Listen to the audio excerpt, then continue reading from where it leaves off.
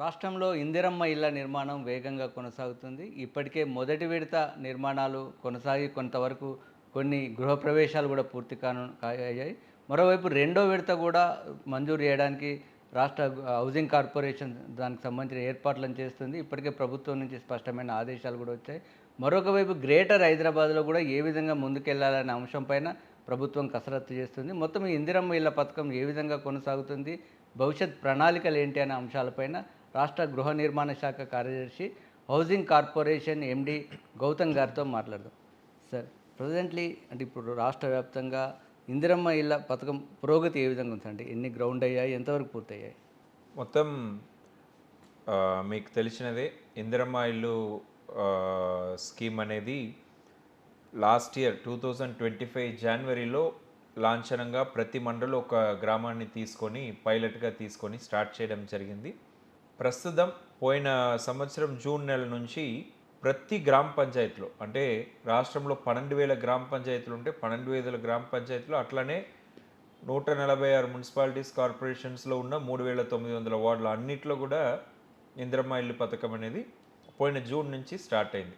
ఇప్పుడు దాకా ప్రభుత్వం తరపు నుంచి 4.5 లక్షల శాంక్షన్స్ ఇచ్చాము. కలెక్టర్స్ 3,26,000 మంది బెనిఫిషరీస్ ఐడెంటిఫై చేసి వాళ్ళకు మంజూరు పత్రాలు ఇవ్వడం జరిగింది. 5,000 ఇల్లులు గృహప్రవేశాలు అయిపోయినాయి. 1,00,000 ఇల్లులు దాకా గృహప్రవేశానికి దగ్గర పడుతున్నాయి. అంటే స్లాబ్ అయిపోయింది, గోడలు అయిపోయింది, ఫినిషింగ్ వర్క్స్ నడుస్తున్నాయి. ఈ 1,00,000 ఇల్లులు కూడా ఈ మార్చ్ 31 లోపల గృహప్రవేశానికి వచ్చేస్తాయి. అక్కడక్కడ గ్రౌండింగ్ కాకుండా ఉండడానికి ఏమైనా సాంకేతికపరమైన సమస్యలు ఏమైనా ఉన్నాయి? దానికి కారణం ఏంటి? దాన్ని ఏ విధంగా వారిని మోటివేట్ చేస్తున్నారు? శాంక్షన్ ఇచ్చినాక గ్రౌండ్ కాకపోవడం అనేది ఒక 20% కేసెస్ ఉన్నాయి. అంటే దీంట్లో 2-3 రకాలు ఉన్నాయి. ఒకటి, ఫస్ట్ గ్రౌండ్ చేసుకున్నాక మీకు తెలుసు స్కీమ్లో 5 లక్షలు పెట్టుబడి అనేది ప్రభుత్వం నుంచి ఇస్తున్నాం. దాంట్లో 4 దఫాలుగా ఇస్తున్నాం. బేస్మెంట్ అయినాక 1,00,000, గోడ లేపినాక రూఫ్ లెవెల్ దాకా వచ్చినాక ఇంకో 1,00,000, స్లాబ్ పడినాక 2 లక్షలు, అట్లానే ఫినిషింగ్ మొత్తం అయినాక ఇంకో 1,00,000. దీంట్లో ఏంటి, ఫస్ట్ బేస్మెంట్ లెవెల్ దాకా తీసుకురావాలి. దానికి కొంచెం పెట్టుబడి బెనిఫిషరీ పెట్టాలి. అక్కడ కొన్ని ఇబ్బందులు వచ్చి చాలా నిరుపేదలు ఆ స్టేజ్కి తీసుకురాకుండా మొదలు పెట్టకుండా ఉన్నారనేది మన దృష్టికి వచ్చినాయి. వాళ్ళకు కూడా ప్రోత్సాహం ఇచ్చే విధంగా మనం ఏం చేశామంటే, మన రాష్ట్రంలో ప్రతి ఒక్క కుటుంబం నుంచి కూడా ఎస్హెచ్జి గ్రూప్లో, ఈ డ్వాక్రా గ్రూప్లో మెంబర్స్గా ఉంటారు. సో వాళ్ళకి ఒక 50,000 నుంచి 2 లక్షల దాకా అడ్వాన్స్ రుణమలా కూడా ఇప్పించాం. అట్లా కూడా దాదాపు 30,000 మందికి రాష్ట్రం అంతా కూడా ఇస్తున్నారు. డిఆర్డిఏ ద్వారా, ఎస్హెచ్జి గ్రూప్స్ ద్వారా ఇస్తున్నారు. ఇంకా కొన్ని గ్రౌండ్ కాకపోవడానికి కారణాలు ఏమున్నాయంటే సైట్ ఇష్యూస్. సో వీళ్ళకి కూడా అవకాశం అనేది ఇస్తున్నాం. మనం 45 రోజులు గ్రౌండ్ చేయాలి, లేకపోతే క్యాన్సిల్ అవుతుంది. అయినా కూడా ఇట్లాంటి కారణాలు ఉన్న వాళ్ళకి కొంచెం పొడిగింపులు ఇస్తున్నాము. వాళ్ళకి బదులుగా వేరే వాళ్ళని కూడా కలెక్టర్స్ ఐడెంటిఫై చేస్తున్నారు. అట్లా కూడా కొన్ని క్యాన్సిలేషన్స్, రీఅలాట్మెంట్స్ అవుతున్నాయి. వీళ్ళకి వచ్చే సంవత్సరంలో మళ్ళీ ఛాన్స్ ఇచ్చే అవకాశం కూడా ఉంటుంది. అండ్ నిర్మాణ దశలను బట్టి 5 లక్షల రూపాయలు విడతల వారుగా ఇస్తున్నారు. సో దానికి అంటే ఇప్పటివరకు ఎంతవరకు మంజూరు అయ్యాయి? ఇంకేమైనా పెండింగ్లు ఏమైనా ఉన్నాయా? దాదాపు 2,05,000 మంది బెనిఫిషరీస్కి డైరెక్ట్గా ఖాతాలో డబ్బులు వేయడం జరిగింది. 4,700 కోట్లు లాస్ట్ 12 మంత్స్లో అంత అమౌంట్ మనం క్రెడిట్ చేయడం జరిగింది. ఇవి అన్నీ కూడా ఏంటంటే మన రాష్ట్రంలోనే మొట్టమొదటిగా డీబీటీ పద్ధతిలో direct benefit transfer through Aadhaar based payment. అంటే వాళ్ళ దగ్గర బ్యాంక్ అకౌంట్ అడిగేది ఉండదు. ఎందుకంటే చాలామంది దగ్గర ఆ డీటెయిల్స్ కూడా సరిగా చెప్పరు, చెప్పినప్పుడు తప్పులు అవుతాయి. నా ఖాతాకు బదులుగా మీ ఖాతాని రాపించుకుంటారు. అట్లాంటిది కూడా కొన్ని ఫీల్డ్ లెవెల్లో అవుతాయి. మొదట్లో ఎలాంటి సాంకేతిక సమస్యలు చాలా వచ్చినట్టున్నాయి. అంటే కొన్ని స్కీమ్స్లో మనం గతంలో కూడా చూసాం, ఆ బెనిఫిషరీ ఖాతా కాకుండా వేరే ఎవరినో ఖాతాని కింద ఉన్న అధికారులు రాయడం, ఆ ఖాతాకి డబ్బులు పోవడం, అది ప్లాన్డ్గా కూడా కొన్ని మిస్యూసెస్ జరిగినాయి గతంలో. సో మనం ఈ స్కీమ్లో ఫస్ట్ నుంచే మనం ఆధార్ బేస్డే పెట్టుకున్నాము. మీరు బెనిఫిషరీ అయితే మీ ఆధార్ నెంబర్ ఉంటుంది. మీ ఆధార్ నెంబర్తో ఏ బ్యాంక్ అకౌంట్ లింక్ అయ్యి ఉందో ఆ అకౌంట్కి ఆటోమేటిక్గా పడిపోతుంది. అలానే అది మీ ఆధార్ నెంబరా లేదా అని కూడా మనం చెక్ చేస్తున్నాం. ఎట్లా అంటే అది ఆధార్ అథారిటీ ఆఫ్ ఇండియాకి పంపించి మన బెనిఫిషరీ పేరు, ఆధార్లో ఉన్న పేరు సేమా అనేది కూడా వెరిఫై చేస్తున్నాం. అది ఓకే అయినాకనే పేమెంట్ చేస్తున్నాం. చాలా అంచెలంచెలుగా చెక్ చేసి కరెక్ట్ బెనిఫిషరీకే పోవాలనేది చూస్తున్నాము. ఎవ్రీ సోమవారం మనం ఒక్క సోమవారం కూడా తప్పలేదు ఇప్పుడు దాకా 50 వీక్స్గా ఎవ్రీ మండే మనం పేమెంట్ అనేది పంపిస్తూ ఉన్నాం. అయితే మీ దృష్టి కూడా వచ్చింది. అక్కడక్కడ ఈ మెజర్మెంట్స్ యాప్లో నమోదు చేయడానికి, బిల్లులు మంజూరు చేయడానికి అక్కడక్కడ అవినీతి జరుగుతున్నట్టుగా, లంచాలు అడుగుతున్నట్టుగా కూడా కొంత దృష్టికి వచ్చింది. మీరు కూడా కొంతమంది చర్యలు తీసుకున్నారు. ఇలాంటి విషయంలో ఇంకా ఇంకా మరింత జాగ్రత్త ఏ విధంగా తీసుకున్నారు? ఏ విధంగా అవేర్నెస్ తీసుకొస్తున్నారు? ఇప్పుడు మీరు చెప్పినట్టు ఈ scheme end to end beneficiary identification నుంచి sanction, stage wise capture, payments అన్నీ కూడా ఆన్లైన్లో యాప్ ద్వారానే జరుగుతుంది. కానీ యాప్ని ఆపరేట్ చేసే వాళ్ళు మనుషులే. ఇప్పుడు మనకు 12,000 మంది పంచాయత్ సెక్రటరీసు, 3,000 మంది వార్డ్ ఆఫీసర్సు, 1000 మంది ఇంజనీర్సు, వీళ్ళందరూ చెక్ చేసినాక పేమెంట్స్కి వస్తాయి. కానీ దీంట్లో ఇది మేమేం నోటీస్ చేశామంటే, ఈ బేస్మెంట్ కంప్లీట్ అయినాక ఒకరు ఫోటో తీసినాక ఎవరి దగ్గర పెండింగ్ ఉందనేది మనకు ఆటోమేటిక్గా తెలిసిపోతుంది. కానీ ఫోటోని తీయకుండా ఉంటే, అంటే మీరు బేస్మెంట్ కంప్లీట్ చేసుకున్నారు, ఎవరో ఒకరు వచ్చి అధికారి వచ్చి ఫోటో తీయాలి, ఆ అధికారి లేదు, నాకు ఏదైనా నువ్వు చేస్తేనే నేను ఫోటో తీస్తాను, నేను ఎందుకు తీయాలి, నాకు చాలా పనులు ఉన్నాయి, అట్లా వ్యవహరిస్తే ఏం చేయాలి? ఇలాంటి దగ్గర కొంచెం డిస్క్రిషన్ ఉండే. అలాంటి దగ్గర మనకు కొన్ని కంప్లైంట్స్ కూడా వచ్చినాయి. మనకు టోల్ ఫ్రీ నంబర్ ఉంది, ఆ టోల్ ఫ్రీ నంబర్కి కూడా కంప్లైంట్స్ వస్తుంటాయి.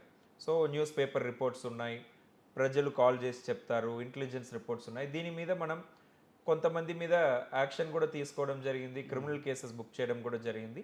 కానీ చాలా సింగిల్ డిజిట్స్లోనే ఉన్నాయి అలాంటి కేసెస్కి తావు లేకుండా మనం ఏం చేశామంటే, ఇప్పుడు బెనిఫిషరీ స్వయాన లబ్ధిదారులు ఎవరైతే ఇల్లు కట్టుకుంటున్నారో వాళ్ళు స్వయాన నా ఇల్లు బేస్మెంట్కి వచ్చేసింది అంటే, అధికారి రావడానికి ఆలస్యం అయితే లేకపోతే వేరే ఏమైనా ఇబ్బందులు పెడితే వాళ్ళే ఫోటో తీసి పెట్టడానికి కూడా ఉంది.